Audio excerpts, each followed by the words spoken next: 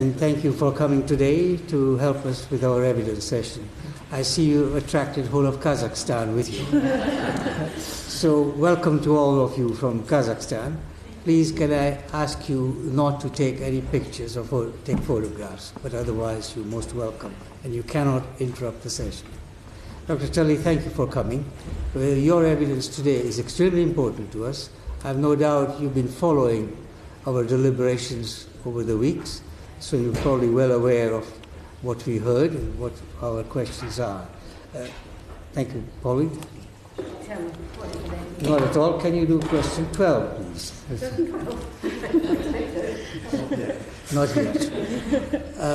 So, Dr. Tully, we will have some searching questions for you, and I have no doubt you'll be equally robust in your answers. So if I might ask Baroness Morgan, first of all, can you introduce yourself for the record, so we get it on the record, and if you want to make any opening statement, please feel free to do so.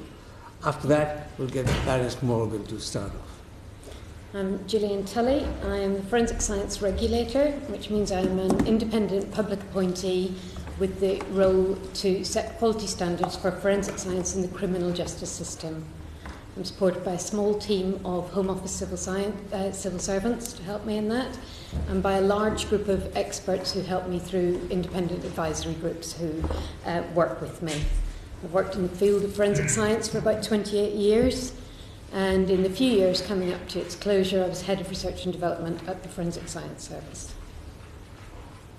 Okay, Baroness Morgan. Thank you very much. Thank you, Dr. Tully. Thanks very much for your evidence, which I think was really helpful.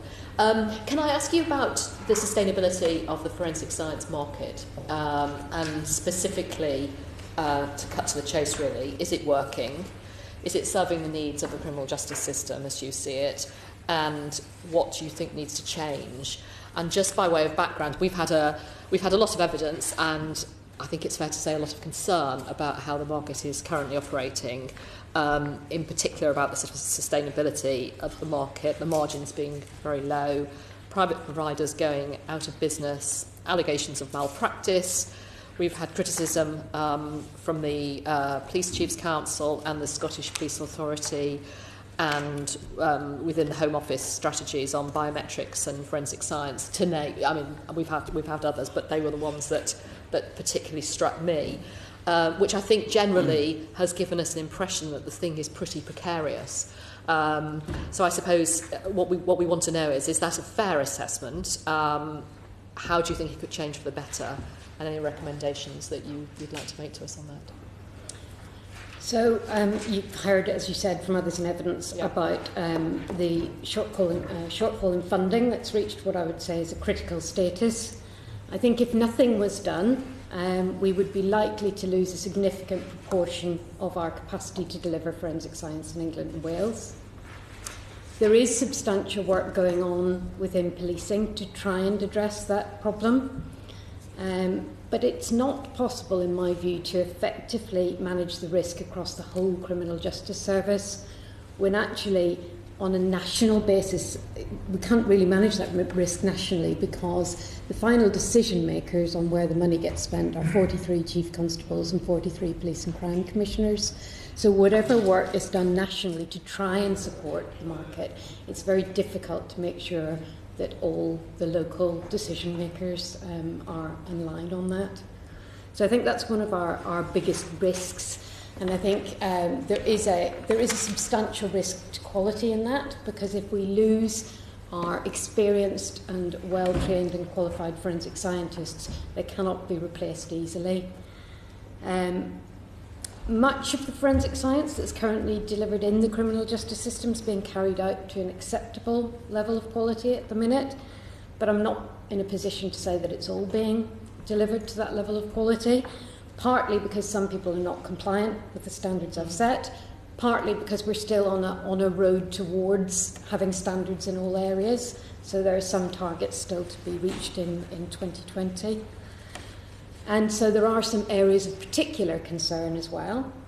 So, for example, some of the referrals to my office that give me most concern include areas around CCTV analysis and interpretation, facial comparison, and some other areas like parts of forensic collision investigation, although that community is working very hard to address its issues.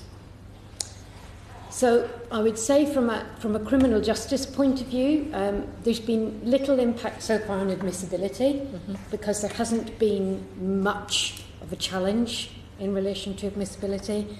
But I think credibility can easily be undermined, and particularly when the commissioning of forensic science in a particular case doesn't necessarily meet the needs of the whole criminal justice system. So it may have been commissioned to meet a narrow investigative question early on, and then maybe when it comes to evaluation later on, the questions aren't sufficiently broad.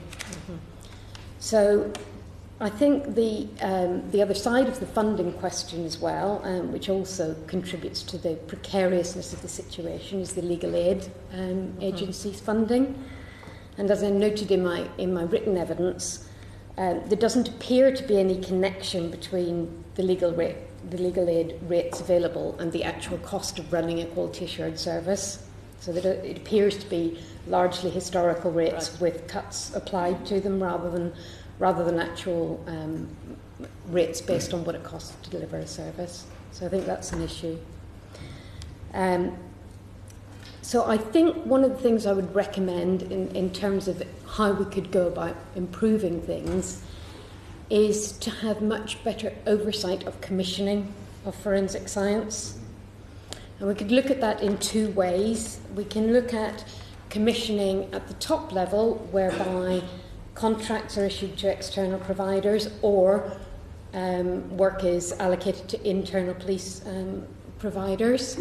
And we could make sure that there is proper oversight of that process so that not only timeliness and cost are considered, but also sustainability, scientific culture, innovation, quality standards, training and development are all factored into that commissioning process so that we get a better and more sustainable overall future. And I'm sorry to interrupt, but who would do that oversight? Isn't that one of the problems with the 43 different forces? That's where I believe that what we could do with really is a statement of policy that's jointly owned between the Home Office and the Ministry of Justice. And if there was a stated policy to have forensic science of the appropriate quality available to prosecution, defence, the Criminal Cases Review Commission, family courts, then those organisations, the Home Office and the Ministry of Justice, would have a responsibility then to deliver on that policy. One way you could do it to take it out of the vagaries of the different local decision makers, and I'm sure it wouldn't be popular, you could consider whether it might be a good approach to top slice the money out of policing and legal aid budgets and put it separately. I'm sure that wouldn't be particularly popular, but it would be one approach. I'm sure there are others, but I think first of all there has to be a statement of policy that the right level of forensic science has to be available. Okay, thank you. Lord Fox. I was interested to hear your idea of having a stated policy jointly shared between the MOJ and the Home Office. I'm a bit surprised that there isn't something there already. So what is the existing policy environment that you're operating in, or is there none at all? So there was a forensic science strategy published by the Home Office in 2016, but that document largely delegated a great deal of responsibility to policing. And I think the national policing leaders have done a great deal to try and help in this area, but I don't think that the NPCC is in a position to impose anything centrally and to make sure that those things happen. So whilst it's doing its best, I don't think... But if you had this policy in place, surely the same problem of devolved policing would exist. Just because the Home Office has a policy, you've still got 43 different commissioning entities out there. Well, that's why I made the suggestion about taking the funding out of the 43 different places and putting it in a single one. So without the top slicing, kind of the policy is really toothless. It would be certainly very, very difficult for anyone overseeing commissioning to make anything happen nationally without something like top slicing. Okay, thank you. Mr. Young. The whole business of compliance with the current standards, the ISO standards in your codes of practice, seems not to be working terrifically well. And lots of deadlines have come and gone, and services are still not compliant. What's the answer to that? Is giving statutory powers to the regulator the answer, or are there downsides of that as well? So I think without statutory powers, there are three routes that I can take towards trying to encourage compliance.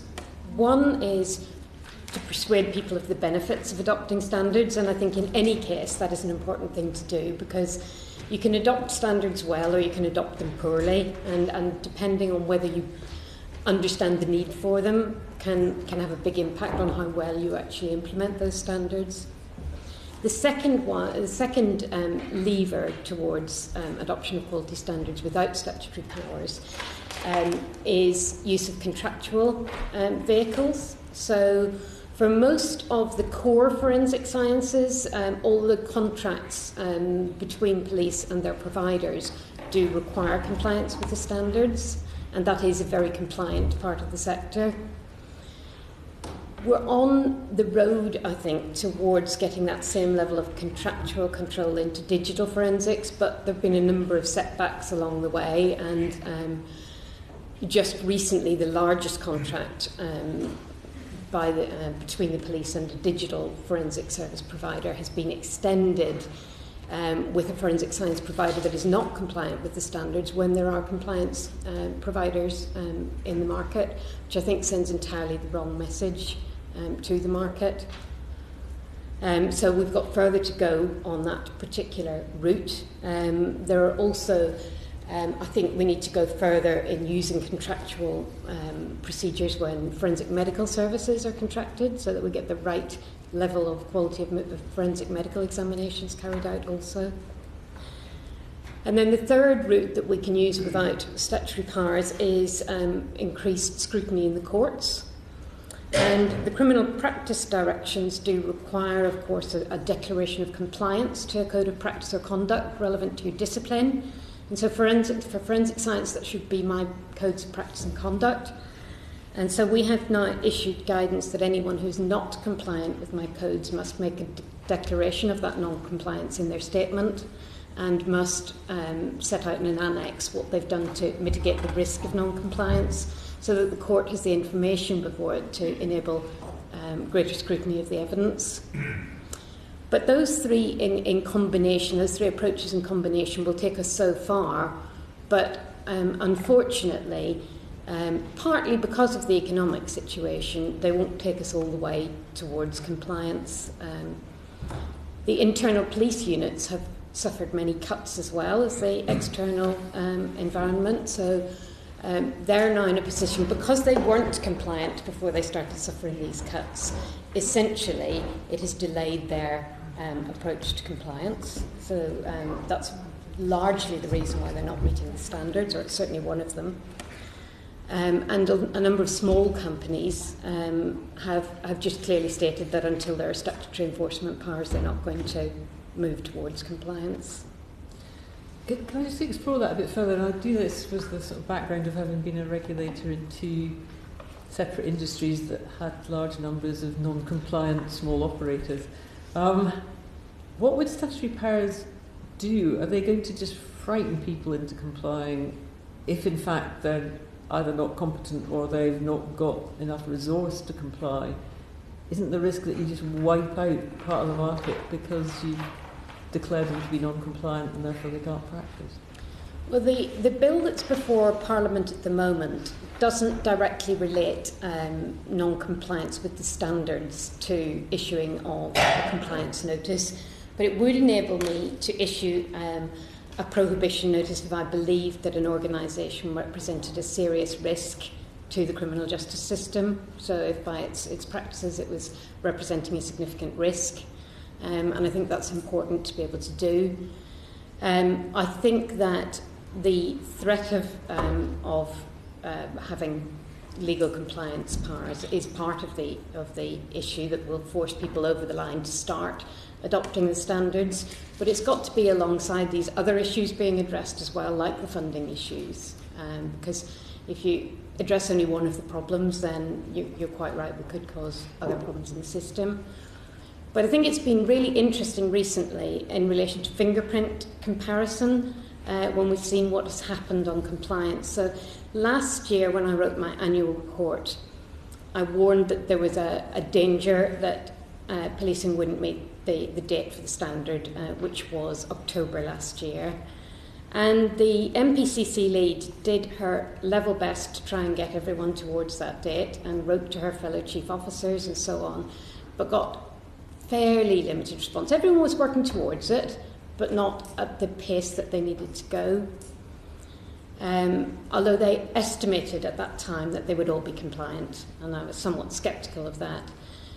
Now, in about May last year, it became clear to policing that there was going to be a piece of legislation, secondary legislation brought in to bring some European legislation into UK law, and that was the accreditation of forensic science regulations, and that requires all providers of fingerprint and DNA evidence to hold accreditation to 17025. Now, the International Directorate of the Home Office had arranged to have that come into force at the same time as my deadline, but it became apparent at that point that a large proportion of policing would not be compliant by the deadline.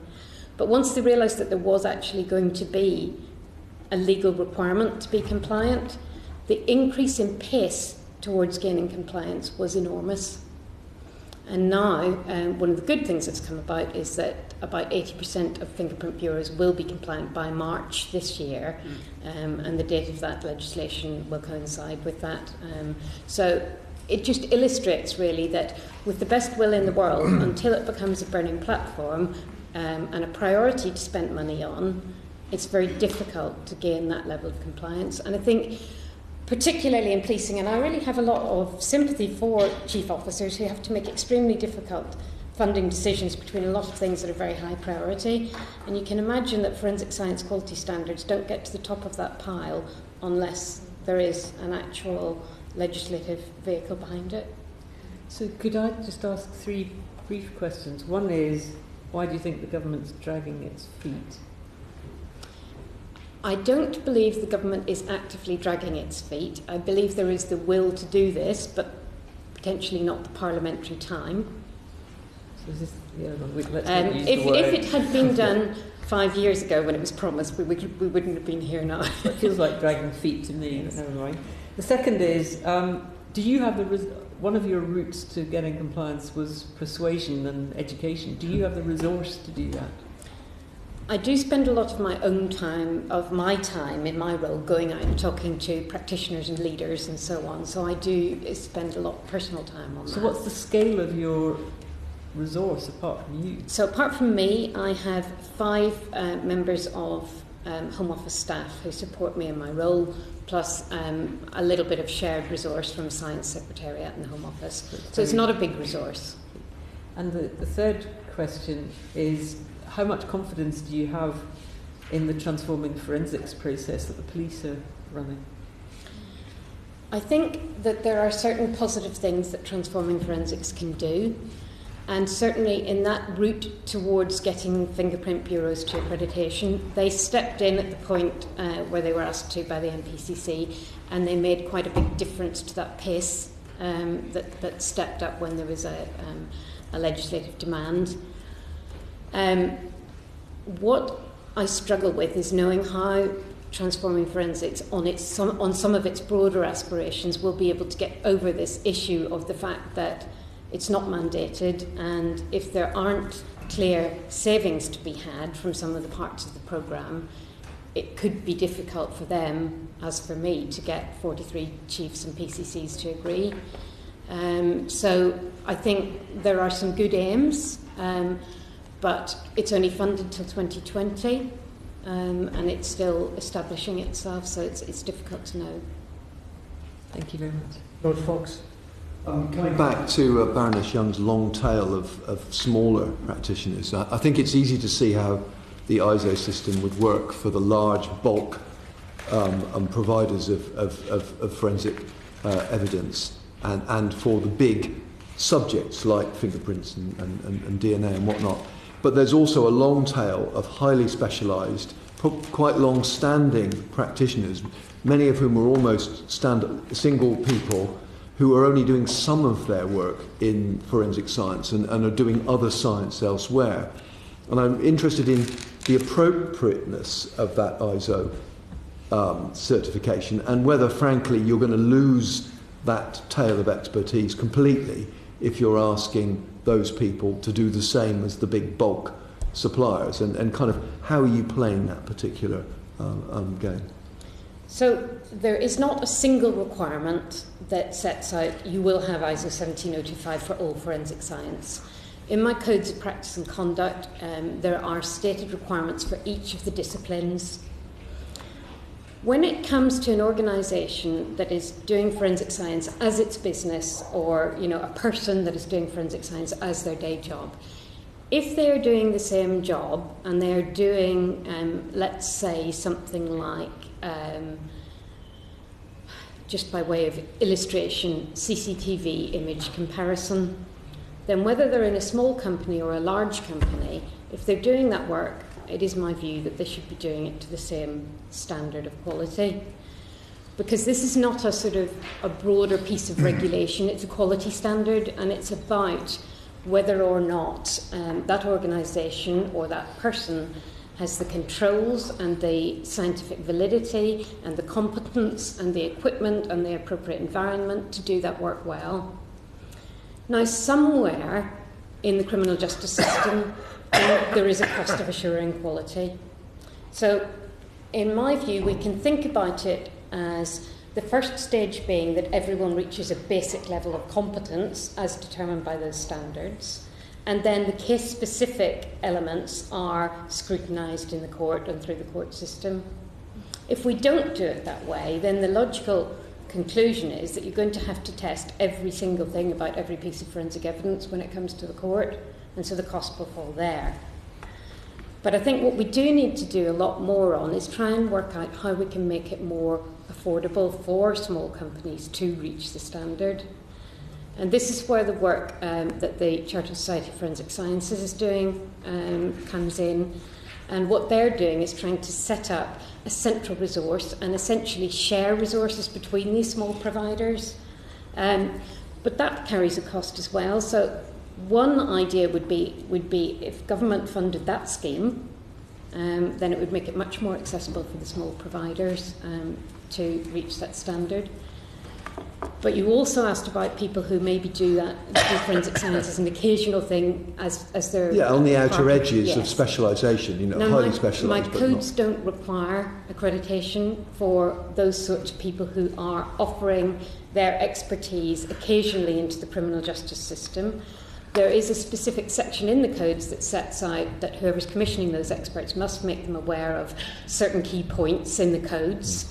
But there's no requirement for them to be accredited. And is there anything in your code about how that evidence will be treated in a way, because it's not necessarily peer-reviewed science, it's not necessarily, so it's kind of one-off, it's not gone through any process. So is there any advice that you're giving the courts in terms of that evidence? Well, I think that then comes down to the rules of expert evidence under the criminal procedure rules and the practice directions, which set out very clearly the level of transparency required.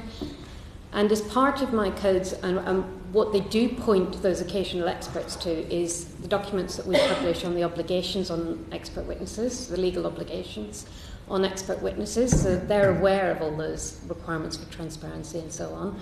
And so I would see in those situations there does need to be more individual case scrutiny if they are really at the edges of expertise. Thank you. What about? Yes, can we come back off from the occasional experts into just the small operators who continue? I mean, they and others in this area obviously complain about the lack of resources, but it's perhaps more critical for them than it may be for some of the larger ones. Can you give us any idea about what sort of costs we're talking about here? That would be a question better directed to UCAS, which is the organisation that actually carries out the accreditation. What I can say is that the costs do strongly depend on how ready the organisation, how prepared the organisation is before UCAS come in. Because we've seen huge differences between the costs charged by UCAS to organisations who are ready and organisations who are not. The costs charged by UCAS will be smaller to small providers because the scope is smaller. They charge based on time.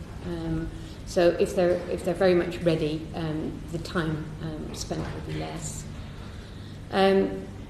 So I can't give you a specific figure because it does depend on the scope and the readiness. Yeah. But in orders of magnitude, is this something which is really significant for them, or is it just an excuse not to do something which is a bit of an irritant because ISO standards don't necessarily fit nicely with a little organisation? It's a bit, I think,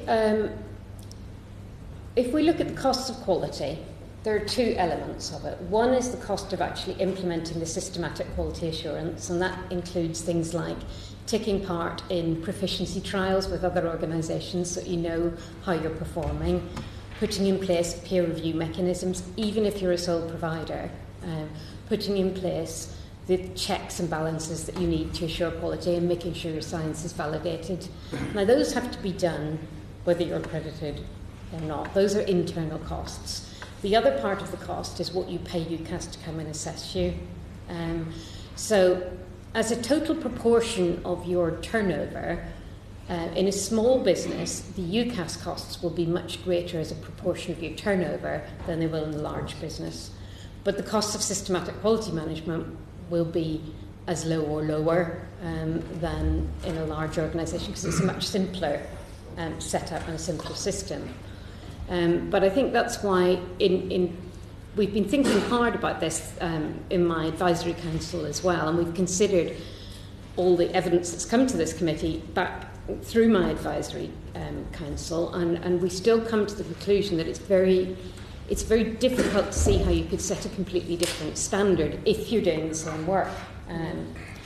But one area where I haven't yet set a standard is for the review of cases, for example, by the defence. So when a scientist isn't doing any new analytical work, but they're taking someone else's work, they're reviewing it to see if it was done well, they are assessing it, they are perhaps providing an additional opinion on that work. Now that we are trialling through the ISO 17020 standard at the minute, and I'm paying for that as a trial to see if it works, to see if it's proportionate, if it adds the level of assurance that's needed.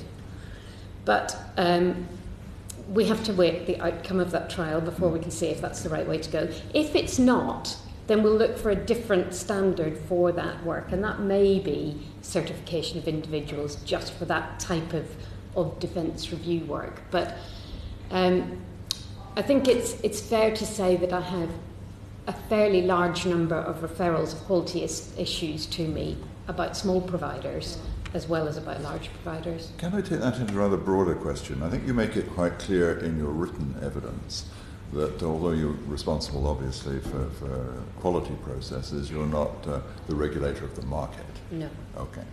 No. And yet in the case of at least the small providers, the market and the quality are intimately linked. There are other regulators who regulate a sector of the market and the quality of that market. Do you think that that's something that you should be doing? And if so, should it be statutory? I think that the market, or certainly as I would call it, commissioning, does need to be regulated. Whether it's best to do that under one regulator or whether that sits better elsewhere, I think could be argued either way. But I think at the minute there's just a complete lack of regulation about how services are commissioned or what the market looks like or what rates are paid. So I think that lack of regulation on one side versus trying to implement quality standards on the other side does cause a problem. Yeah. But this is a very specialist market. I mean, it's dominated by the public sector. Yes. And then you've got different sizes of organisations elsewhere, some of which are sort of falling off the end because they can't take the economics. It's also to do with the nature of the contracts that are placed and how long they are and how secure they are.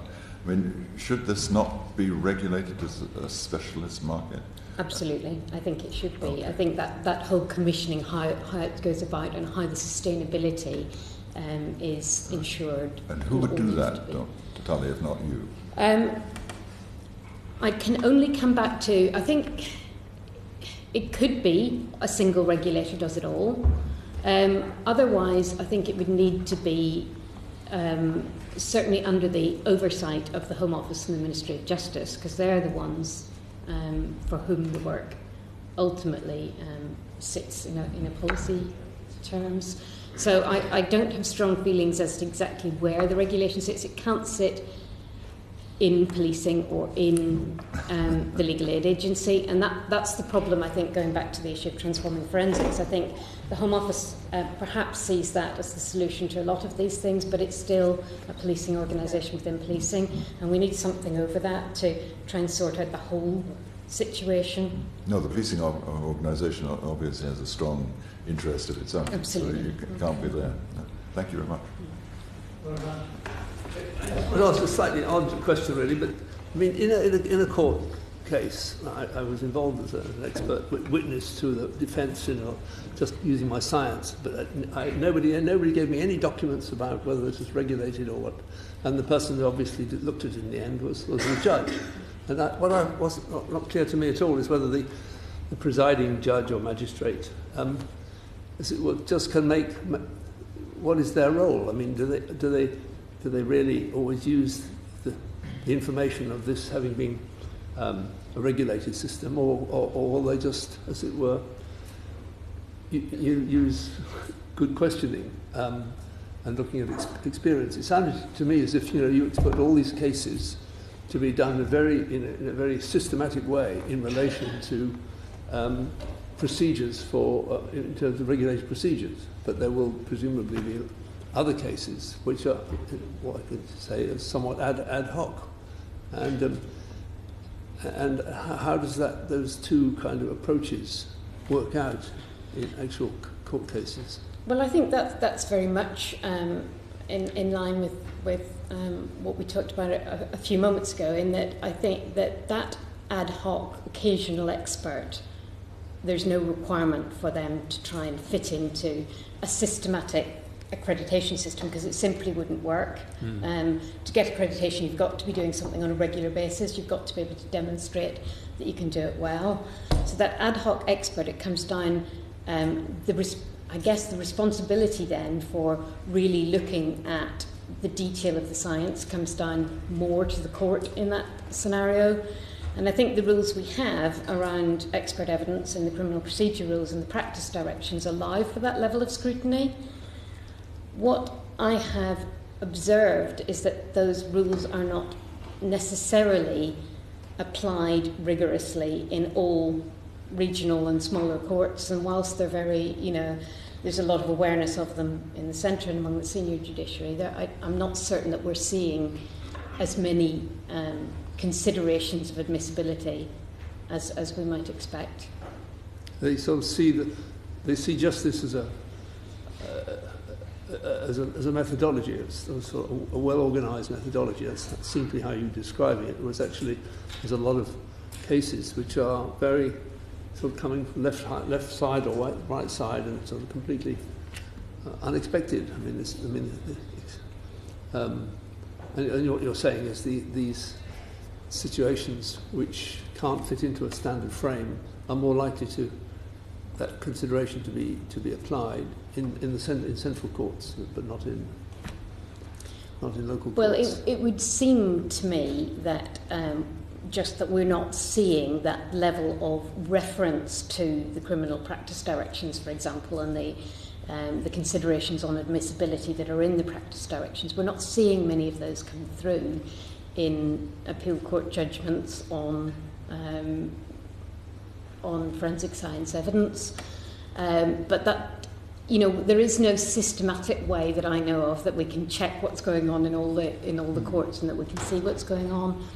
I am talking to the Lord Chief Justice and the President of the Queen's Bench Division about how we might manage to centrally coordinate some other information, like, for example, if there has been judicial criticism of an expert for inappropriate or poor science or anything of that nature. But having that real overview of what's happening in the lower courts is difficult. We can see what's happening in the Court of Appeal because the judgments are all published, and we search those on a regular basis for anything about expert evidence. But I think, ultimately, if you are doing forensic science day in and day out, you need to put proper quality management around it. That is, it's without a doubt. But if you are doing that ad hoc evidence, you just have to have a different system. And that's where we say we point people towards the legal obligations guidance. We point people to the need to validate their methods and make sure that they have tested them and know the limitations.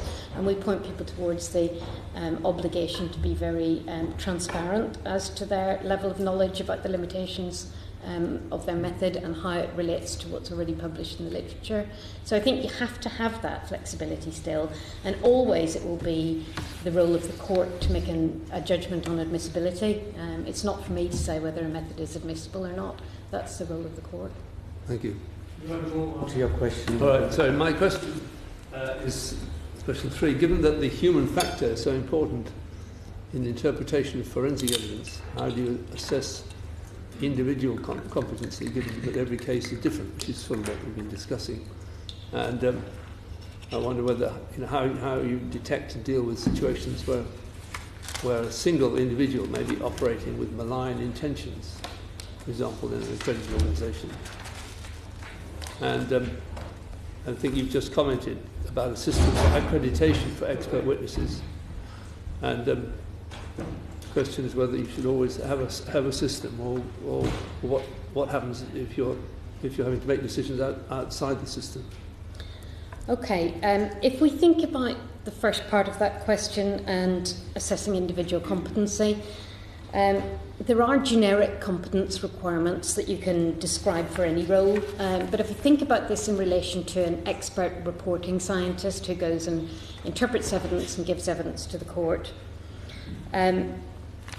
the specifics would differ depending on what the particular specialism is, but there are some things that every expert would need, and those would include things like an understanding of scientific methodology, an understanding of the principles and practice of scientific inference and probability, up-to-date knowledge of the scientific literature in the field, coupled with an ability to critically evaluate that literature, understanding of the potential for cognitive bias to impact on their work and how they might manage that, up-to-date knowledge of the legal obligations on expert witnesses, where relevant, for example, in relation to classification of firearms or illegal drugs, up-to-date awareness of legislation and case law, clear understanding the bounds of their expertise, and an ability to think on their feet, weigh arguments dispassionately, and to communicate complex concepts clearly. So those sorts of competencies can be within the competence framework of a good organisation, and any good organisation that has a broad scope of accreditation will have that sort of competence set out for every role, and they will have worked out how they will assess against those competences for each role, and they will be able to demonstrate so this will that. be solicitors, for example, on a case, prosecution or defence. They would then hire a company that is doing forensic science, and therefore would the solicitor then have this relationship with the forensic scientist, going through all these procedures to make sure that the forensic scientist is doing the correct work? No. I think that's where, if you have an organisation that has gained accreditation to the standard and my codes of practice, there should be an assumption that people are operating at that level, because that standard requires that the organisation has those sorts of things in place. But one of the difficulties, I think, is that in some cases you can have multiple experts all involved at some part, and you might have a crime scene investigator who's from the police, You might have a trace evidence expert who's from a forensic science provider and a body fluids expert perhaps. You might have a digital forensics expert from a different provider, multiple DNA technicians involved in different parts of the process, and you could have an academic interpretation specialist, for example. And one of the difficulties we have is in the current situation, it's possible for everything to be very siloed, and although each part of that might be done to an appropriate quality, the overall service that the court gets is not ideal. So I think that... Isn't that the job of the solicitor to present the case on the other side?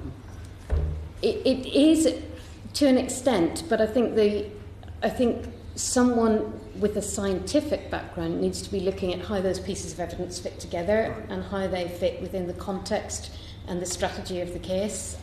So that, again, comes back to how the work was commissioned in the first place and whether it meets the final requirements of the whole CJS, as opposed to my requirement at this point in time to know what was on that phone. It's about that broader, when we're commissioning forensic science, can we commission it in a way that actually leads to more complete and better evidence in the case? You asked about the situation where a single individual may be operating with malign intents, and I think the simple answer is that under any system of quality standards or inspection, it's not possible to say that you could always detect that. There are ways in which we are strengthening the system since the situation that I talked about in relation to Randox testing services. For example, at that point in time, accreditation to my codes of practice and conduct wasn't a requirement, and it now is. And my codes contain additional provisions around, for example, data integrity and separation of functions between those who are developing methods and those who are checking that they're suitable for use before they go into live operations. There are further changes being introduced to the next version of codes, and one of the most important of those is a clarification of the requirement to make sure that the annual cycle of internal audits that a company does includes data integrity audits, and we would expect that those would cycle around different disciplines without the people in that discipline knowing in advance that it was their turn this year for the data integrity audit. We're also doing further training on integrity, and also the accreditation service UCAS is updating all its guidance as well for their assessors. I think when it comes down to it, the risks are greater of someone operating like that if there's a very small number of people working in that particular field in that organisation, and the risks are greater if there's an individual working on their own as well, or could be greater. Okay. Lord Valens, then Lord Mayor, and then Lord Renfrew. Which is, or was, that does accreditation mean that you have to have some form of audit, which goes obviously beyond financial audit, and you talked about data accreditation. Does the audit system go beyond that into auditing the conclusions drawn from the data? Yes, the organisation which has accreditation has to... accreditation really works on the accreditation body going in and checking, is this organisation all over its own quality? Has it got internal systems and processes to check everything? So it depends. What UCAS will look at will depend on the scope of the accreditation and whether that organisation, for example, has listed interpretation as part of its scope. I'm developing an interpretation appendix to my codes of practice and conduct, which should assist in that greatly and assist in the transparency. But ultimately, an organisation that has a broad scope of accreditation will have all these things in its general quality management system, whether or not they're on the scope. Including interpretation, that's what I really wanted to know. In this context, in your written evidence, you made the statement that there must be means to prevent unsuitable individuals acting as expert witnesses. And you said these should be coupled with sanctions for not meeting the required standards. Can you elaborate on that? I believe that was in relation to individuals who are largely acting on behalf of the defence. I think that was in the context in which I was speaking.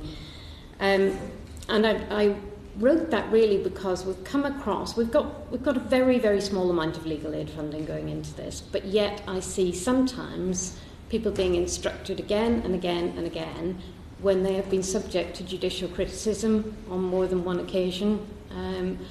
And that seems wrong to me, that we should be continuing to instruct experts on behalf of the defence when they're perhaps not giving the best evidence that would be available to give. So that's one of the reasons why I'm keen that we find a central way to discover when experts have been criticised by the judiciary, because it's not something the judiciary do lightly. They would only do that if they're really concerned about that particular expert. Off, so to say. No. So when you say unsuitable individuals, do you mean that in the sense that the expert in question has been criticised by a judge? Not necessarily just that. It would be whether they are someone who has the necessary competence and scientific knowledge and understanding, and one indicator that they may not be such is that they may have been criticised frequently, or they may be, there may be other indicators that they're unsuitable, but primarily it would be around that sort of activity. There's also obviously a requirement to have people vetted to an appropriate level. So that's under my codes of practice and conduct. We do set a level that people ought to be vetted to, but of course those who are not compliant with the codes might not necessarily be compliant with that vetting requirement either. Okay. Thomas, I want to pick up the same question. In your evidence, you rule out the comprehensive system of registration that was tried by the Council for the Registration of Forensic Practitioners, because it's too expensive, it's impracticable. And that's a view you strongly hold, I understand. I think I don't see it as an effective thing to put on top of what we've already got.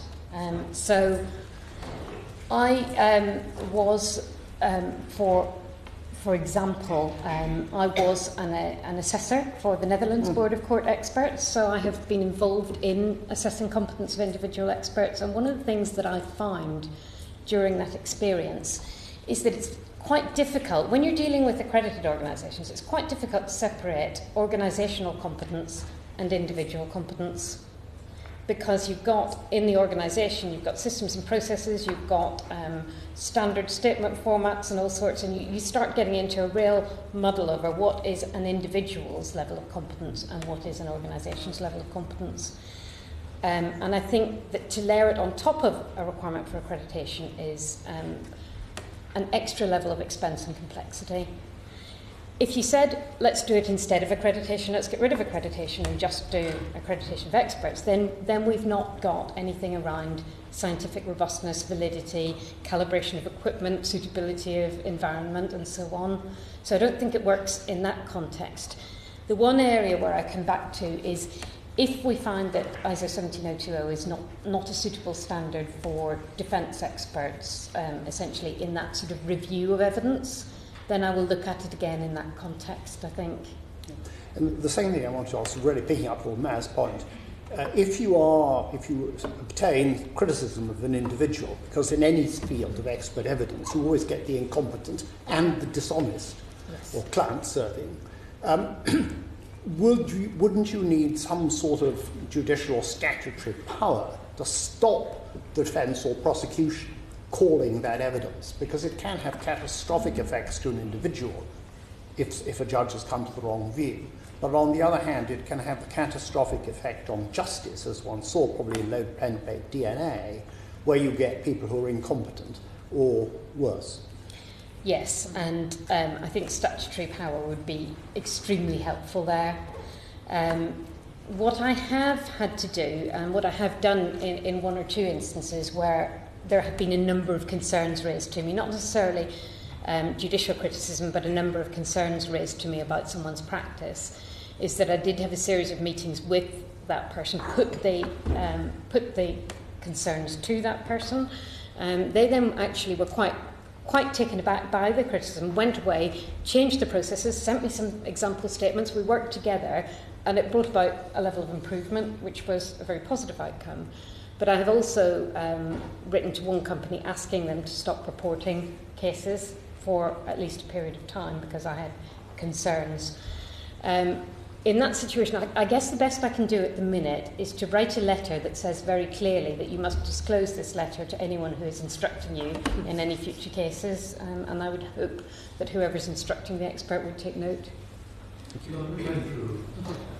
My Lord. I'd like to turn the focus to other countries and their ways of undertaking the most needed research in forensic science. And what structures are in place in other countries that offer examples of the most needed research in forensic science? One of the examples I really like when it comes to research is what the Netherlands are doing, because they tend to have very close relationships between the Netherlands Forensic Institute, which is the government institute, and Dutch universities, and in fact their senior case-working scientists have professorships in those universities. So I think that really enhances the teaching in the university, it enhances the individual's scientific culture and expertise, and it also enhances collaboration on research between the operational people and the research side. So I think that's a really nice example. There's also, you don't find, if I may interrupt, you don't find similar practices in a number of other countries, that link you're just indicating? To a greater or lesser extent. I know that there have been some attempts to have similar professorships between universities and forensic science providers, but there was an attempt made some years ago in the Forensic Science Service to do that, but it didn't come about before the closure.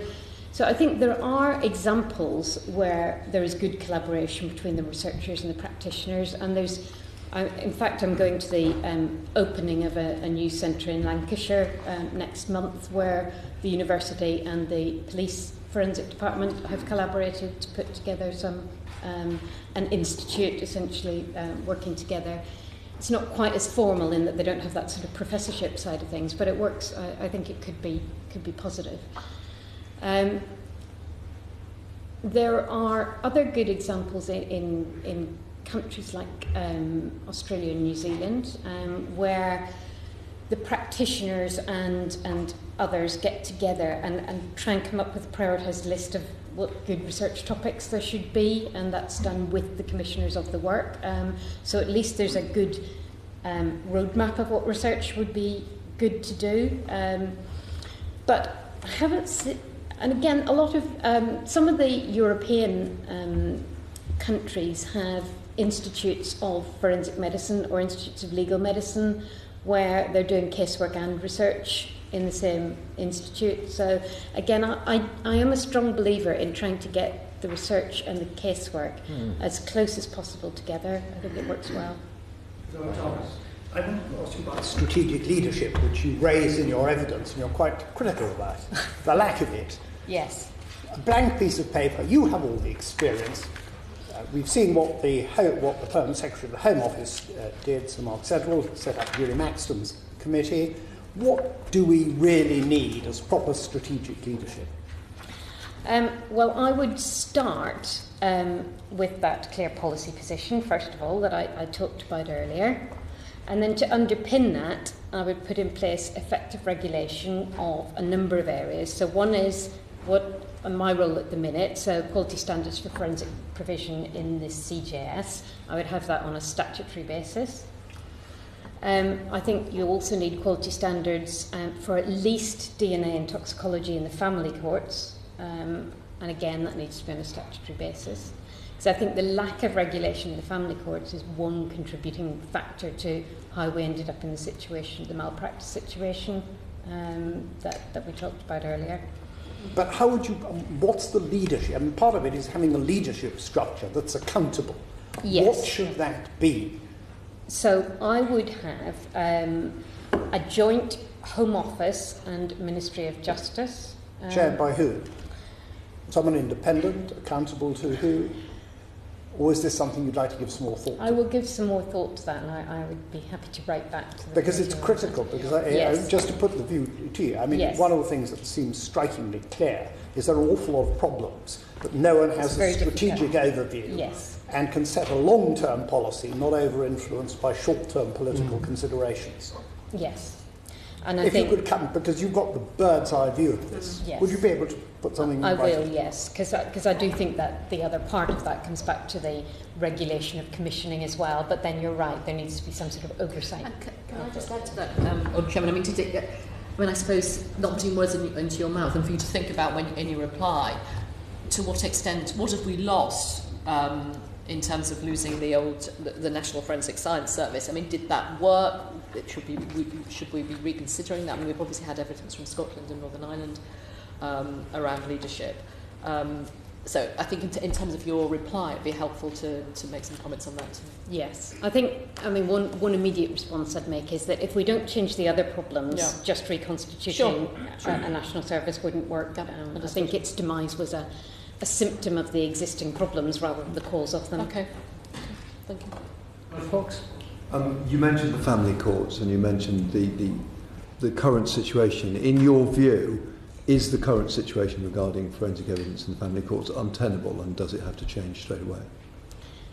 In my view, there should be regulation of at least DNA and toxicology in the family courts as soon as possible, because at the minute there is not even a central list of who does provide toxicology services to the family courts. I have been trying to help the Ministry of Justice by writing to whatever providers we can find who we think might provide toxicology services to the family courts to try and make sure that they learn from the issues that we find in the situation in the CJS, because it arose originally, it would appear, in a company that worked in the family system. Thank you very much. No, I think I'd rather like to give the regulator, Dr. Tully, time to think through how can you put this whole system, which has so many problems with it, right for the long term.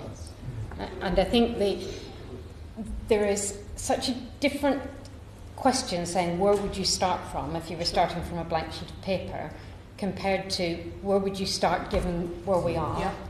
And we certainly wouldn't start from here if we had the choice.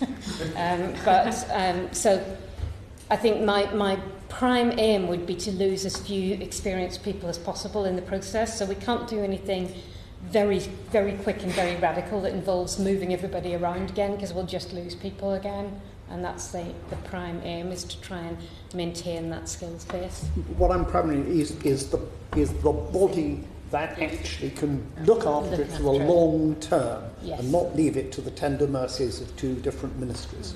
Including the regulation of the commissioning one. Yes. Yes. Well, in a way we're discussing, which is what we've seen in many other areas. We used to have a Royal Aircraft Establishment, a radar establishment, and all these governmental laboratories which have ceased, and one has universities doing things. And but I've been to the Netherlands, and they're just, you still have governmental laboratories that help do this. And the question really is whether we in the UK have got a sort of methodology which is absent of these governmental laboratories. And you need to have, as you say, standards, and this is the way the Brits are doing it. And no other country, I think, is relying so much as on standard methods as we do. I mean, I don't know whether you would agree with that, rather perhaps some overly dark interpretation. I'm not sure that we're relying on standards to take over from national bodies, because I think national bodies in the UK probably had those standards in the first place.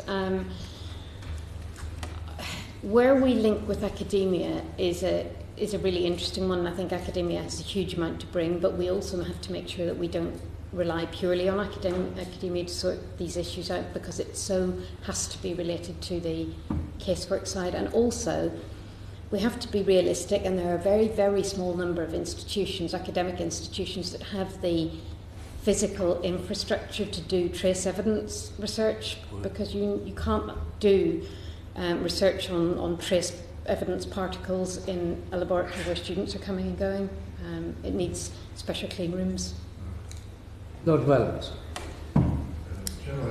Almost all of my question has been answered except for one bit on digital forensics, which I can pick up on question 11. Can I go on to Lord Fox? Yeah, we're moving really on to the level of understanding of forensic science within the criminal justice system itself. Mm-hmm. So we heard evidence that was, I think one phrase was patchy or mixed. So really it would be useful to get from your sense what level of understanding of forensic science there is within the criminal justice system, and that's lawyers, juries, judges, and then, of course, through them, the juries. What are the channels of communication that currently exist between the scientists and the practitioners and those groups? Is the current training available for lawyers adequate? And who should be handling and delivering that training? And is the communication of forensic science by lawyers in particular properly trained into that body? In other words, are they putting too much weight or too little weight on evidence? So a big question, but really, does the criminal justice system really understand what it's got with modern forensic evidence? I think I would agree with the patchy. My word was variable, but there's a variable level of understanding. In terms of channels of communication, there's probably more on a personal level than a systematic level at the minute. So, I mean, I certainly find that I can go and talk to judiciary, CPS, lawyers, and whoever else I need to. There are less systematic channels for those practitioners on the ground, I think. Certainly my advisory council performs a very valuable role in bringing together people from all those constituencies and having them all consider issues of standards and quality. In terms of training for lawyers in the judiciary, I would be very much in favour of having training on general scientific methodology and quality assurance rather than specific methods, because those change over time, but how to look at a method and see are there some basic things that are done right here, or is it fundamentally flawed? I think that would be good to have. In terms of wider training and communication, I think we need to keep on the battle to get greater and greater transparency, proactive transparency from forensic scientists. I think but it's all very well having transparency, but if that transparency is unintelligible to the people on the other side of the window, so for example probability and degrees of uncertainty and things like that, do you think that if you had that level of transparency, people would actually be able to understand and grasp those things properly? Or are they grasping those things? I think it is reasonably straightforward to make them understandable, with the possible exception of some of the more detailed probabilistic well, that's kind of the bit that worries me most. With the interpretation standard that I'm developing, what I'm aiming for when that comes to fruition and is implemented across the environment is that people, whatever discipline they're working in, will take the same generic approach to interpretation, so that it is much easier to see where two experts differ, for example, because they'll have to state what propositions they're comparing, what data they have used in comparing those, what assumptions they have made, and so you'll be able to see more easily why the disagreements between experts are happening. Even if there's still very little data on which they're basing that interpretation, at least there'll be clarity of why they're disagreeing. So I think we can improve in that sort of area. You are right, I think, in the fact that we really need to improve clarity of how we explain probabilistic concepts, and I have the Royal Statistical Society inputting significantly into development of that standard, and they have done some fairly small experiments with judges to look at understanding of probability, and it wasn't great. Doesn't surprise me. So, you know, there is work to do there, but the president of the Royal Statistical Society at the minute, his research interest is in public understanding of science and of probability particularly, so I think continuing to work with him will be very positive. And I'm aware that the University at Dundee is just bringing in a postdoctoral researcher to work on that very topic, so I think that would be very useful as well. Thank you. Just a quick what about juries? I think the understanding of juries is going to be critically dependent on how well the evidence is handled by the forensic scientist and the relevant lawyers in the court and the judge. So if we deal with that side, then I think the public understanding will improve. But having said that, I'm sure there are ways that we can make presentation of the evidence better, and that partly will need us to be very much engaged in the modernisation process with the court. So what technology can we use to make things easier? More visual presentations. I mean, Scotland have done some very interesting work with sort of 3D reconstructions that they present in the court, and video presentations of explanations of things like DNA evidence and so on, to make, just to introduce the topic to the court. And I think that we could do more on that kind of improving clarity. My question, in a way, is a subsidiary to that, which is about communication in all its aspects, developing science and forensic and technology to the judiciary, ongoing communication as to veracity of science. Who does that? Is there a gap there, and how could it best be done? Well, again, I think I would say that we have quite good personal communication between various leading academics and myself and senior judges and so on, and we have a judicial representative on my advisory council. So we have some situations, I think we've got some of that covered, but it is to an extent based on individual people saying, oh, we need to make sure that we communicate with the judiciary on this, or so does we that need to make clear. Does that need to be more formalised? I think it would probably be helpful. How would you do that? To make sure that we... How would you do that?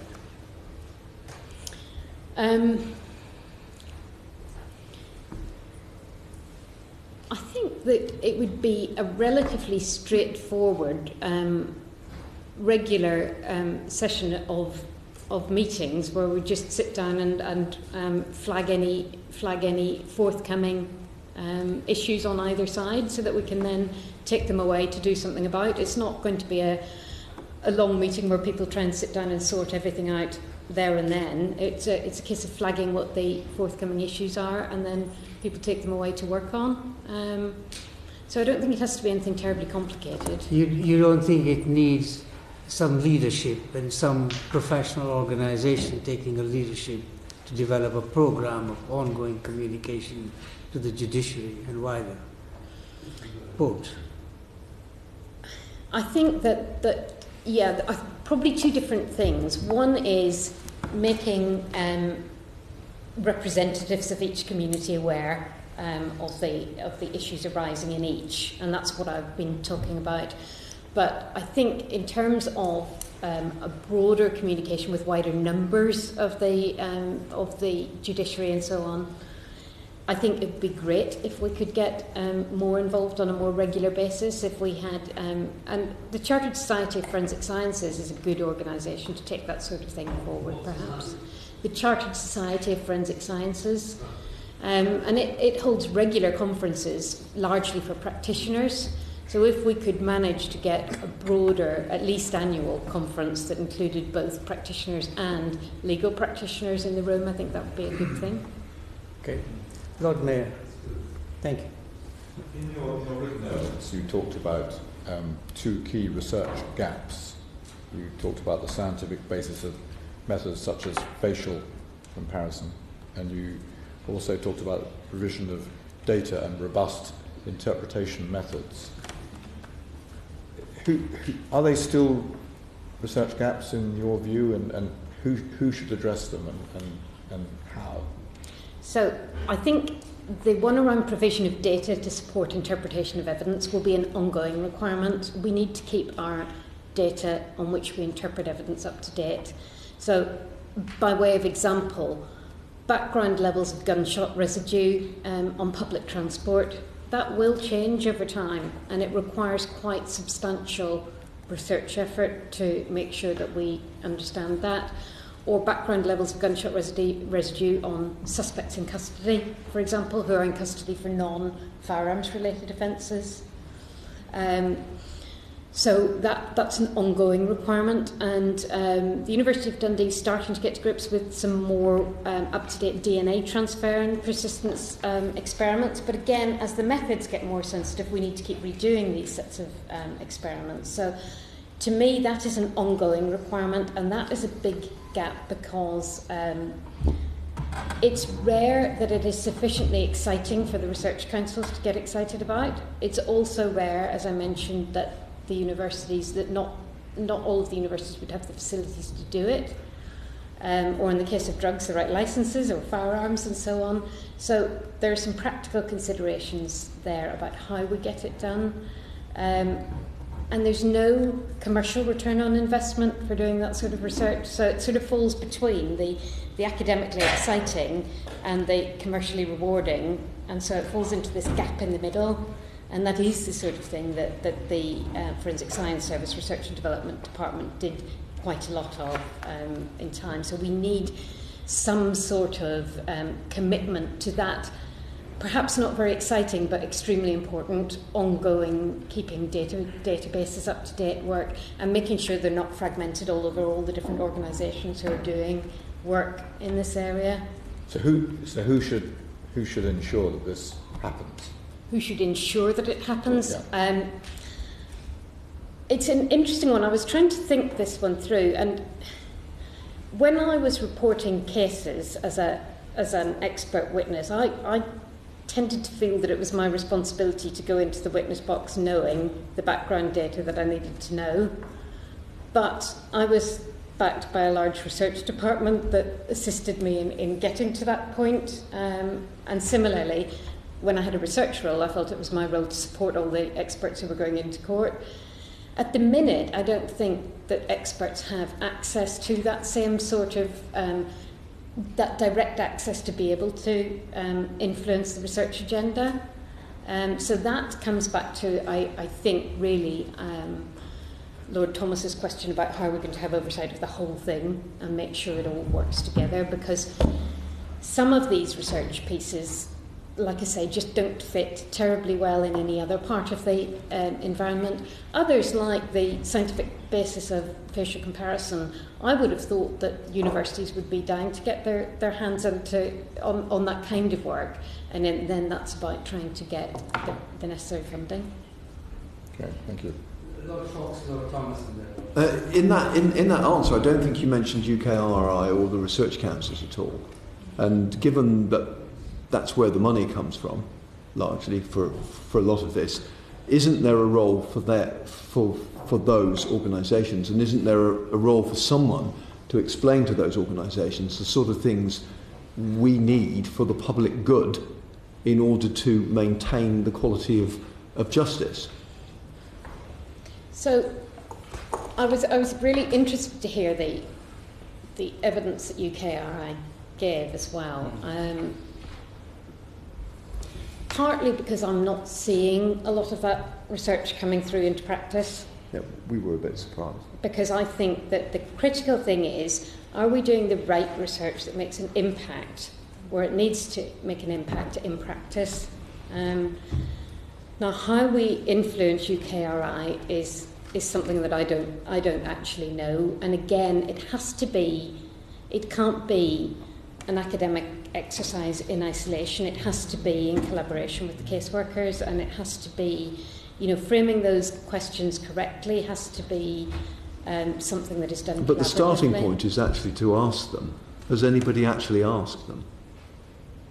To start this process of having a dialogue, to start, so somebody's got to cross the threshold and say, let's have a chat. Is that happening? I don't know is the answer. one of the reasons why I publish in my annual report what I think from a quality perspective my research priorities are is so that the academics can see it, can use it in their applications for funding, and can say, look, this is something that the regulator says is really important for quality. And on some instances I will write letters of support for academics who are looking for funding to say, yes, this is a really important piece of work, it's got my support, it looks right. But at a coordinating overall I was going to say that's level, at a bottom that's up not rather happening. than a top-down Yes, process, isn't it? I suspect that that's not Okay, yet thank you. there. Lord Thomas and then Lord Hunt. The FSS used to have huge databases, and it was easy for it to do it. Is there any difficulty in the fragmenting market, either legal or practical, in getting proper data banks? I think there is, largely around having the resources to do it, to put them together. And then also crossing the various barriers. So the Association of Forensic Science Providers, that they do some collaborative research together. They have a body fluid forum, which is it's a marvellous name. And they do collaborative research where they share data on interpretation of body fluid evidence, for example, and that's really good. I think I'm right in saying that the footwear database is held by police but also accessible to forensic science organisations. But I think there are also areas where each organisation has their own little bits of things, and we could, more could be done to share. Well, I just want to say that there are many other examples, environmental examples. I know myself that we used to do research and there was no business of storing the data, but then forming a company, which I do with my colleagues, you then have this data which is always there for 30 years, 40 years. It's a curious sort of lacuna, really, that research councils very seldom emphasise the storage of data in some central system. It's extraordinary, and that's why we had government labs to do this. In some areas we still do, in some areas we don't. So I do think your role in this for forensic science, should be having some discussion with the research councils or with companies. But there's got to be something substantial and long term. Yes. And how are we to do that? I mean, the appeal from Lord Thomas for something big. One of the biggest things is there a role you think appropriate for a regulator? Sorry? Is that a role that you would feel appropriate for a regulator? It's not part of my current role. It may be more, and I give this some thought when I come back to the committee on the question of who should really oversee the whole thing, because I think it comes into that role perhaps. Okay. But I'll give so you come back to that? Yes. Okay. Lord Caker.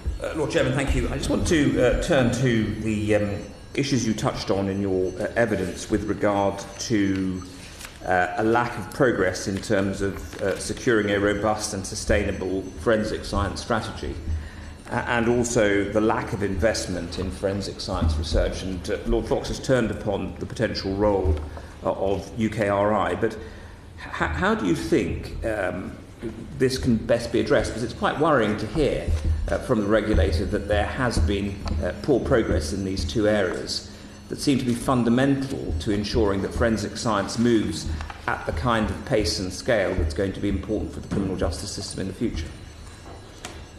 Yes. I think we need to... One of the areas where I think this is particularly important is for digital forensics, because I think that law enforcement will get left behind those who are on the other side, and that they won't be able to keep up with the technology side.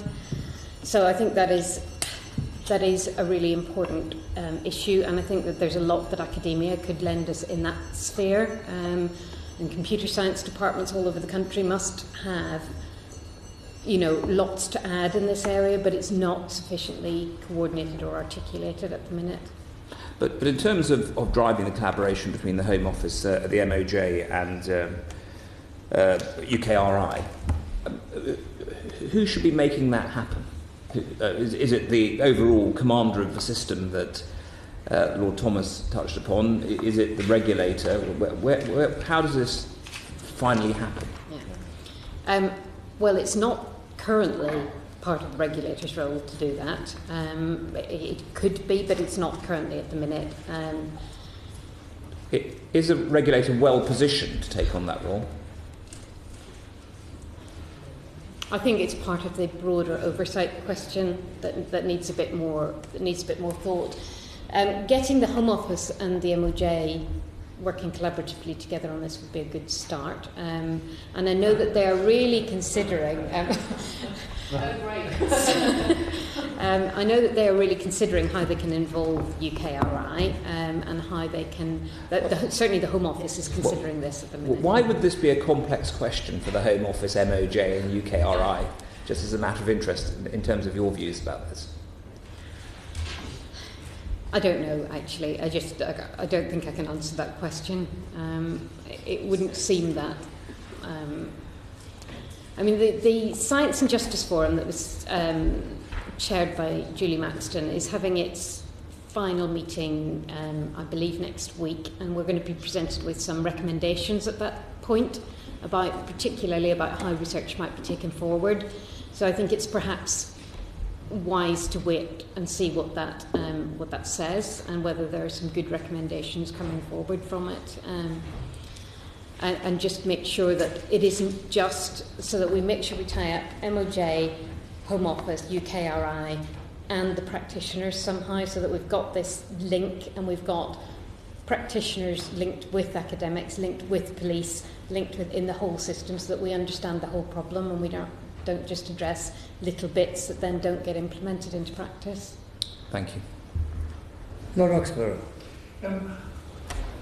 Is our system generating enough graduates in forensic science? I would think it's probably generating more graduates than there are jobs, but I couldn't say for sure. Right.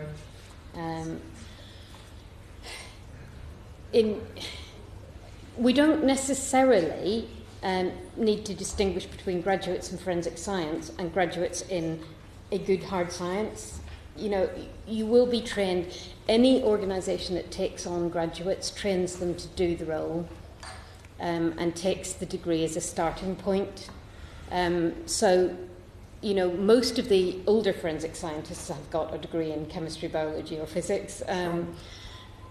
You can also have a degree in mathematics and statistics. You know, there are all sorts of degrees that could feed usefully. There were, you know, people doing fibres might have a degree in textiles.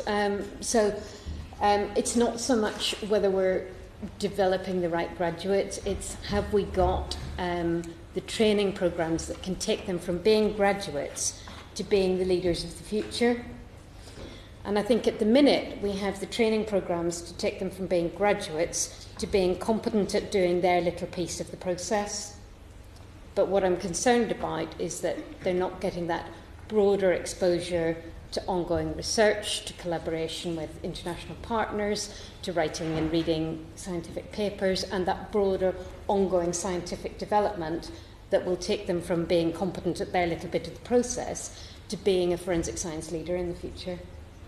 So are you saying that there really could be scope for a postgraduate diploma which converts graduates in any of the other sciences that you've been talking about into people who could see opportunities for applying their training in that direction? Well, there are already a number of master's courses in forensic science, and there have been a number of programs of PhD studentships also in this area. So I'm not sure that I see the need for an extra diploma, but more that we make sure that we invest sufficiently in the whole field that people don't just get stuck doing their little bit of the process, losing the broader picture. I'd like to ask a few questions regarding innovation. Firstly, how do you distinguish in your area innovation and research? Where is the innovation taking place? What's the difference between the innovation done in the public sector and in the private sector? in forensic science. How would you assess the quality of it? Do you feel that the innovation being done is really meeting the needs of the criminal justice system? And to what extent is there a distinctive culture of innovation within forensic science? And if you had a sort of magic wand and you could move the culture in a direction, what would that be? So I think a large part of the innovation, which I would define as sort of moving some science that exists elsewhere and making it something practical, I guess. A lot of that is coming from commercial providers of instruments and so on. So not the commercial forensic science providers, but commercial providers of kits and equipment. So a lot of the DNA innovation currently, so looking at massively parallel sequencing, for example, that's all coming from the companies that make massively parallel sequencing instruments and kits and consumables and so on. And they tend to work... But they will sell to the companies who are actually doing... Yes. So they tend to work at the later stages of their development, at least, collaboratively with academic groups in forensic science. And there are some leading groups, particularly in the likes of Austria and Switzerland and other countries, where they will take that and do the final bit of moving it from what could be a product into a product and doing testing and so on. Beyond that, then you also need the data to support the interpretation of what you're getting out of that, and that needs to be done largely within the forensic science organisations so that they are using their methods that they've developed and taking them and testing them and producing enough data to say, well, I might be able to detect this very tiny amount of DNA in a background of everything else, but what on earth does it mean in the context of the case?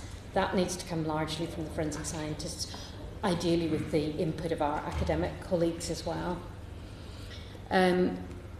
Research, on the other hand, perhaps is more carried out in the universities, and there'll be research in a range of different scientific disciplines, and some of them may lead to something that is useful in forensic science, but it takes perhaps someone who's got some sort of background in forensic science to spot that it might have that value and use in forensic science, and to try and take it from a promising idea into something that can actually be used in a case.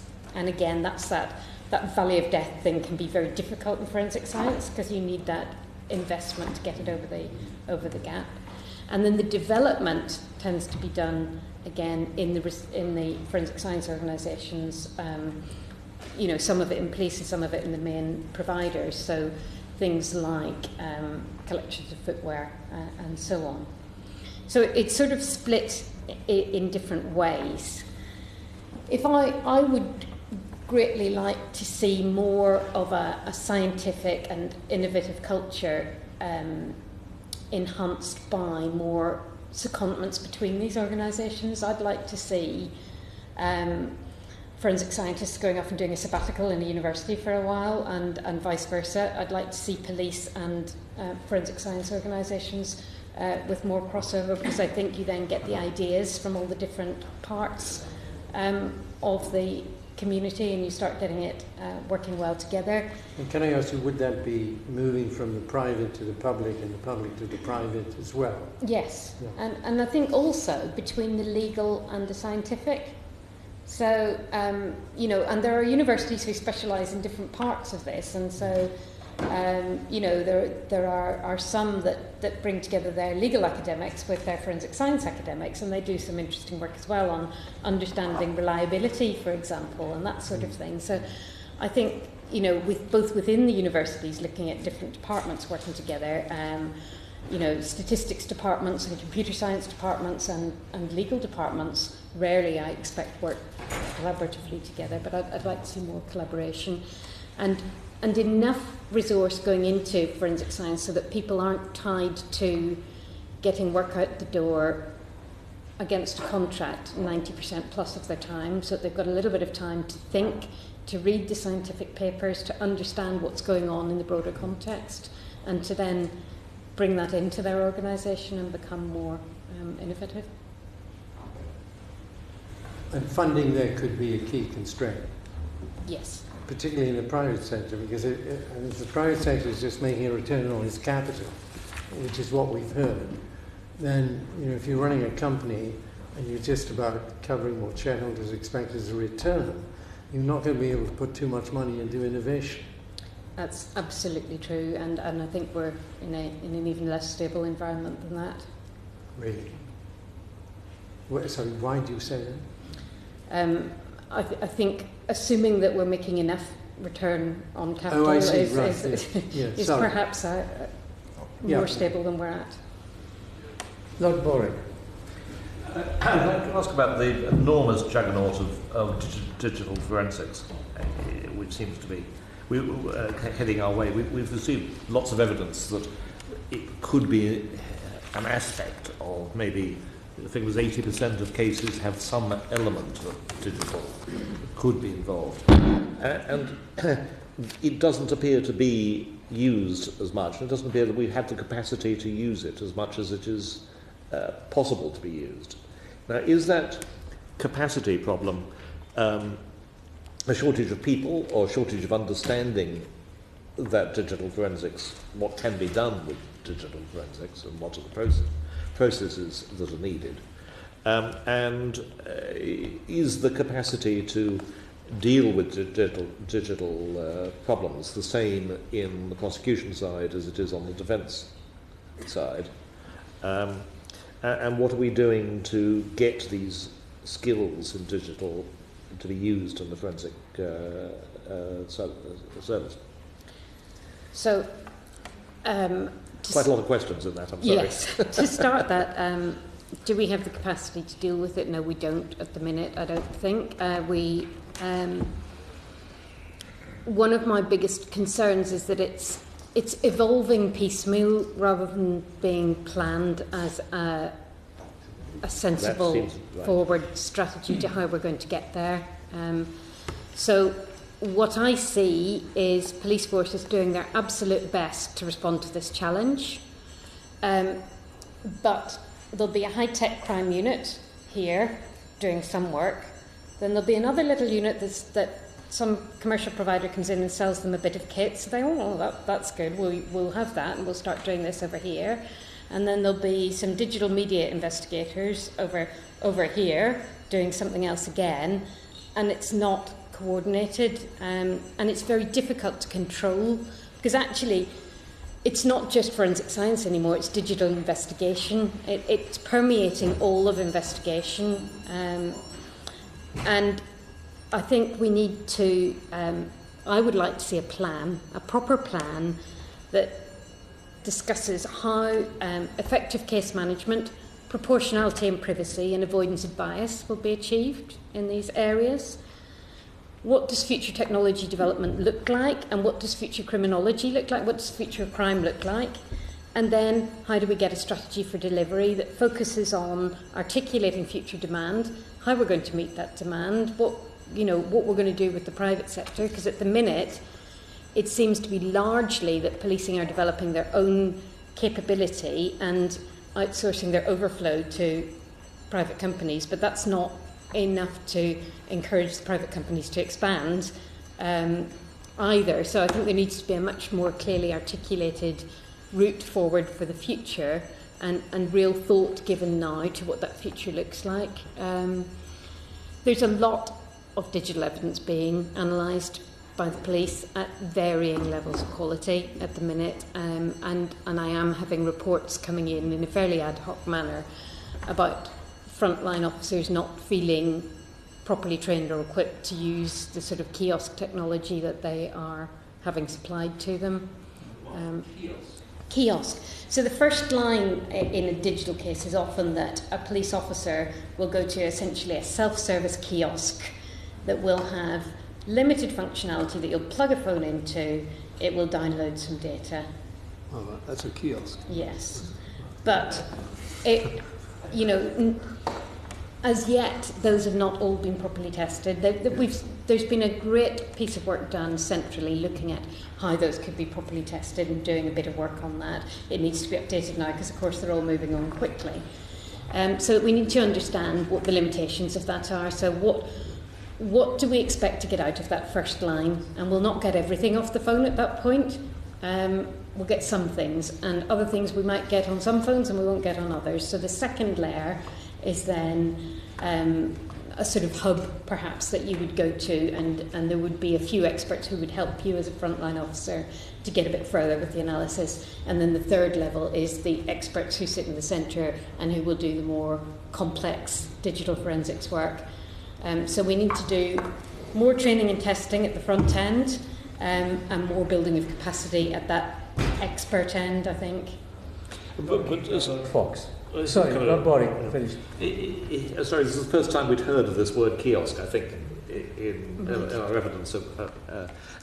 Is it part of the regulator's job to check that to check the people that are operating this part of the process and know that they are, for example, accurately taking the evidence from the phone into whatever form without adding something or deleting something? It is my role to set quality standards for any of that work. So what I have set for that type of frontline kiosk is to say it wouldn't be proportionate to get... So let's say the Met Police are looking at rolling out 100 kiosks across London. So if I said they all have to be on your scope of accreditation, UCAS would never leave the Met Police, they would be there all the time. So in order to gain sort of a proportional level of assurance, the requirement that I set is that each force that's going to use these sorts of deployments must have one typical deployment on their scope of accreditation. And that means that they've got to be able to demonstrate to UCAS that it's been tested, that the limitations are known, that there's a way for updating the software and that checking it in the process, and that there's a way of training the staff and keeping their training up to date.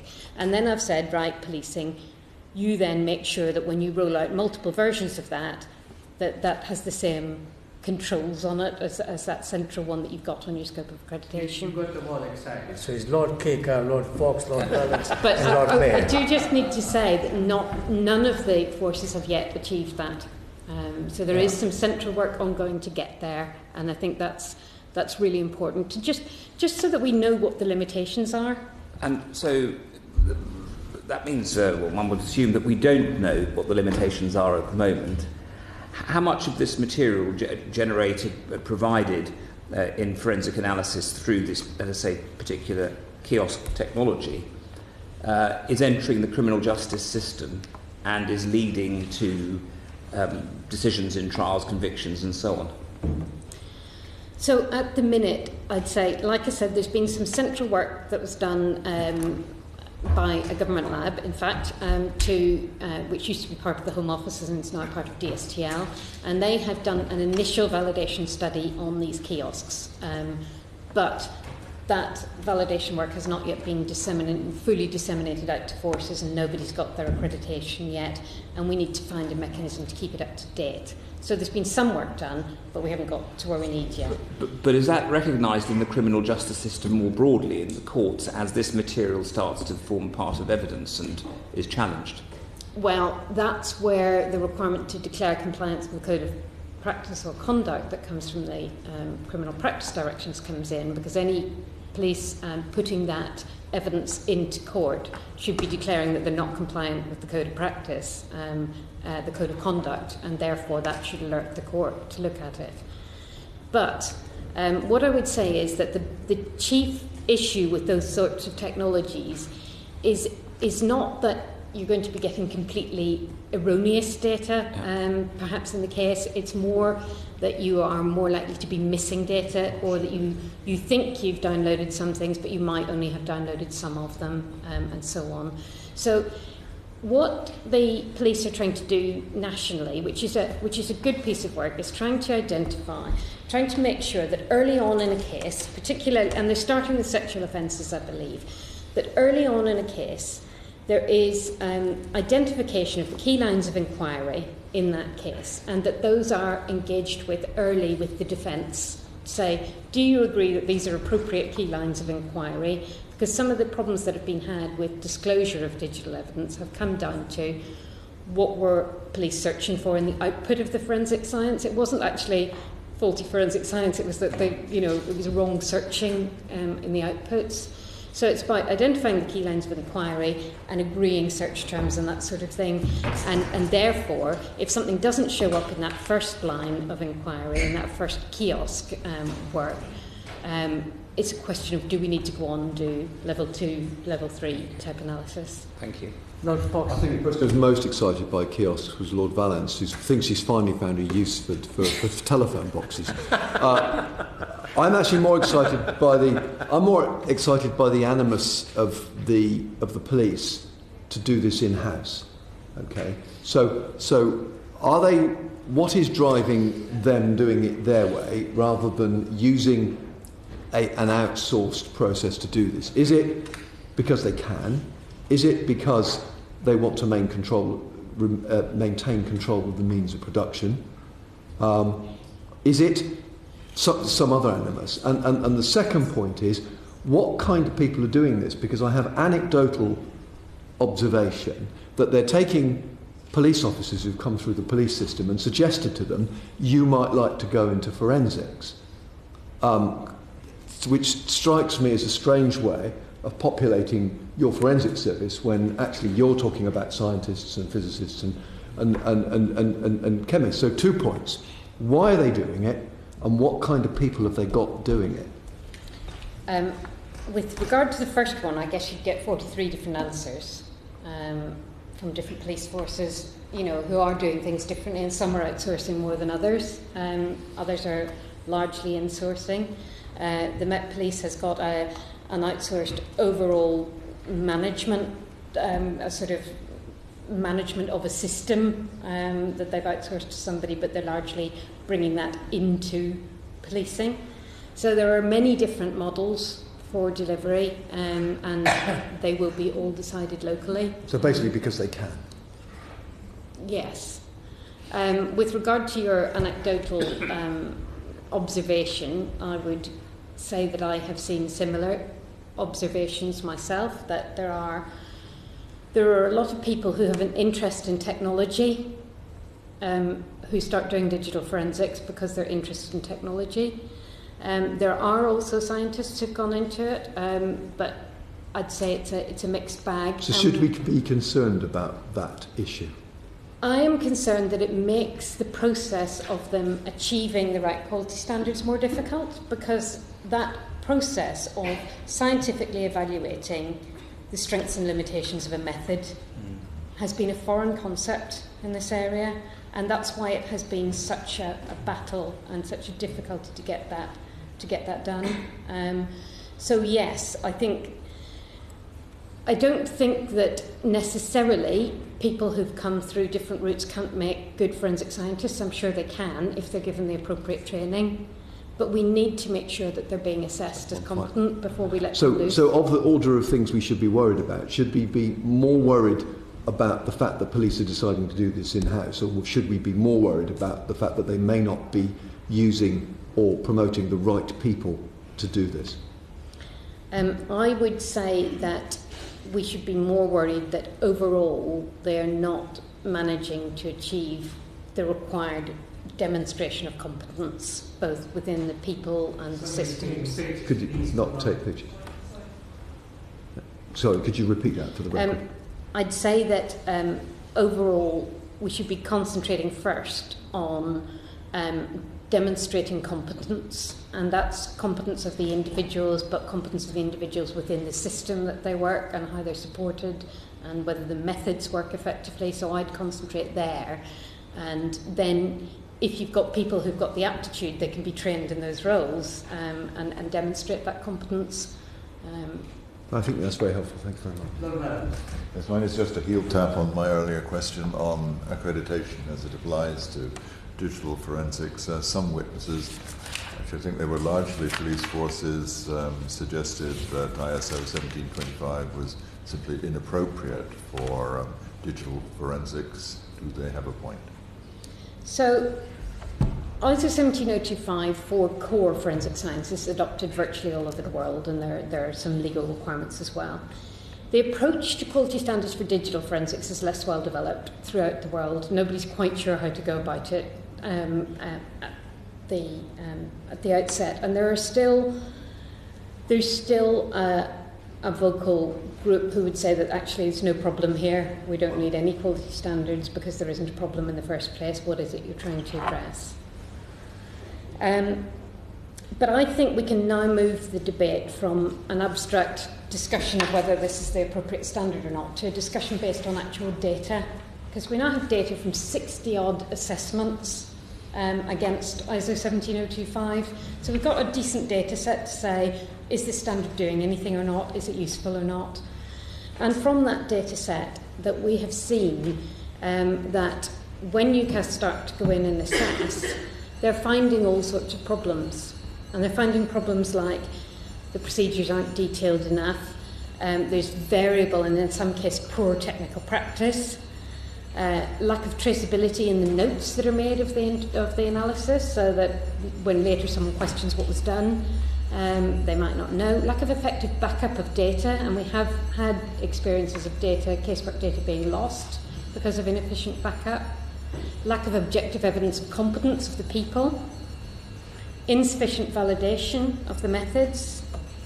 No robust way of checking the quality of results on an ongoing basis. Outputs not always being presented in a clear and understandable way to the investigating officers. Poor chain of custody and insecure or inappropriate facilities. So that's just a selection of the problems that they're finding when they go in. And when they go in and find each of those problems, they raise an action which has to be addressed before they can gain their accreditation. So I feel that having looked at it over 60-odd organisations, at the minute we're seeing that it is precipitating positive change, considerable positive change, from a position where some of these issues are quite worrying and shouldn't be happening and potentially are compromising evidence. So since 2015, approximately 30 organisations have gained accreditation 17025 in different areas of digital forensics. And there are practitioners who argue very strongly against those standards, and I've heard that evidence. And again, the evidence that was given to this committee was referred back to my digital forensics specialist group that has practitioners and academics and police and CPS and others on it. And again, they have considered all of that evidence and are still of the opinion that we should be proceeding with this standard on the basis of the data we're seeing as to what it's actually bringing about. I think with few exceptions, and there are some exceptions, but with few exceptions, the people who are most vocally against the standards have not actually been through the process of accreditation. But, you know, there are always people for and against, and sometimes we've seen people who start off saying this is a terrible process, it will never work, and end up being an advocate, and sometimes they continue saying this is a terrible process. So, you know, there are a broad range of views, but I think we have to come back to the data and what the data is telling us. But I have no doubt that the field of digital forensics could be much more efficient in the way it implements the standards. And if the people who use tools to extract data, for example, were able to work much more closely with the people who develop those tools and test them, and if they were able to agree between them proper testing criteria and so on, then it would really reduce the amount of work that has to be done in each of these different digital forensic units. So I think there are ways in which the digital forensics community could organise itself better. In terms of efficiency and the increasing burden that digital forensics are placing. I mean, we heard from CPS witness that a more detailed analysis of a device can sometimes take 5 to 6 months, and we're talking about terabytes and gigabytes and terabytes of data. And going back to the earlier discussion about research, is there surely not a role for machine learning and artificial intelligence rather than people plodding through masses and masses of digital data? Yes, I think is the answer. I'm not an expert in that field, so I wouldn't want to give you any detailed evidence on that, but I know that some digital discovery tools, which are actually there for looking through enormous volumes of data, have started to be trialled in some police forces. So I think there's a start. So you're quite right. The answer is yes. And go back to the previous discussion. There's a role there for research or like UKRI to consider in academic departments to develop such artificial intelligence. Before I go into the last question, which is important, we've heard, first of all, why shouldn't your role be on a statutory basis? I believe it needs to be on a statutory basis because without that, we are exposing the criminal justice system to, I guess, an ongoing level of risk which nobody has oversight of, essentially, which, well, I have a role to try and promote quality standards, but not the enforcement powers to make sure people comply. Okay. And also, I need a power to require documentation to investigate quality failures. At the minute, it's all done through agreement, and we've recently had a situation where we nearly didn't get that agreement. It pulled back at the last minute, but that, you know, I shouldn't have to, as a regulator, I should have automatic access to the data I need to investigate quality failures. Good. Secondly, what was your reaction to headlines in newspapers about our forensic science provision for judiciary is not fit for purpose? Sorry, I didn't catch What was your reaction to headlines in media to the comments that our forensic science provision to the criminal justice system is not fit for purpose? I guess my reaction is that's an oversimplification of the situation. A lot of the forensic science, I was going to say a vast majority, the majority of forensic science is fit for the criminal justice system. But without some change, we're likely to see that slide. And without some change, we can't get from the majority to all of the forensic science provision being fit for the criminal justice system. Do you think the Home Office and the Justice Department are aware of this? Yes, well, certainly the Home Office hear from me on a regular basis. We do have constructive engagement with Home Office Policy Department. Constructive if rather challenging sometimes, and similarly with the police. Okay, thank you very much. Baroness Neville-Jones.